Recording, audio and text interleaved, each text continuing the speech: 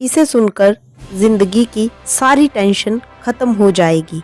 नमस्कार दोस्तों, मैं आपकी होस्ट आपके लिए लेकर आई हूँ एक सकारात्मकता से भरी कहानी। एक व्यक्ति काफ़ी दिनों से चिंतित चल रहा था, जिसके कारण वह काफ़ी चिड़चिड़ा था तथा तनाव में रहने लगा था। वह इस बात से परेशान था कि घर के सारे खर्चे उसे ही उठाने पड़ते हैं, पूरे परिवार की जिम्मेदारी उसी के ऊपर है। किसी न किसी रिश्तेदार का उसके यहाँ आना जाना लगा ही रहता है। इन्हीं बातों को सोच सोच कर वो काफ़ी परेशान रहता था तथा बच्चों को अवसर डांट देता था तथा अपनी पत्नी से भी ज़्यादातर उसका किसी न किसी बात पर झगड़ा चलता रहता था। एक दिन उसका बेटा उसके पास आया और बोला, पिताजी मेरे स्कूल का होमवर्क करा दीजिए। वे व्यक्ति पहले से ही तनाव में था तो उसने बेटे को डांट कर भगा दिया, लेकिन जब थोड़ी देर बाद उसका गुस्सा शांत हुआ तो वो बेटे के पास गया तो देखा कि बेटा सोया हुआ है और उसके हाथ में उसके होमवर्क की कॉपी है। उसने कॉपी लेकर देखा और जैसे ही उसने कॉपी नीचे रखनी चाहिए, उसकी नज़र होमवर्क के टाइटल पर पड़ी। होमवर्क का टाइटल था, वे चीज़ें जो हमें शुरू में अच्छी नहीं लगती लेकिन बाद में वे अच्छी ही होती हैं। इस टाइटल पर बच्चे को एक पैराग्राफ लिखना था, जो उसने लिख लिया था। उत्सुकतावश उसने बच्चे का लिखा पढ़ना शुरू किया। बच्चे ने लिखा था, मैं अपने फाइनल एग्ज़ाम को बहुत धन्यवाद देता हूँ, क्योंकि शुरू में तो बिल्कुल अच्छे नहीं लगते, लेकिन इनके बाद स्कूल की छुट्टियाँ पड़ जाती हैं।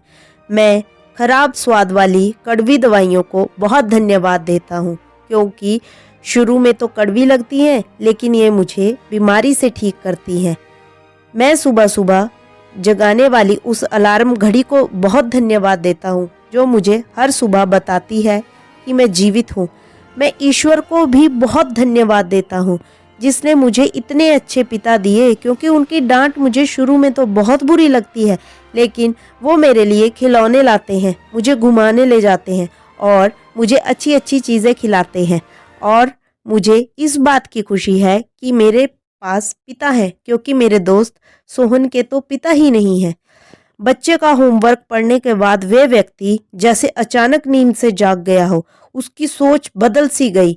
बच्चे की लिखी बातें उसके दिमाग में बार बार घूम रही थी, खासकर वो लास्ट वाली लाइन।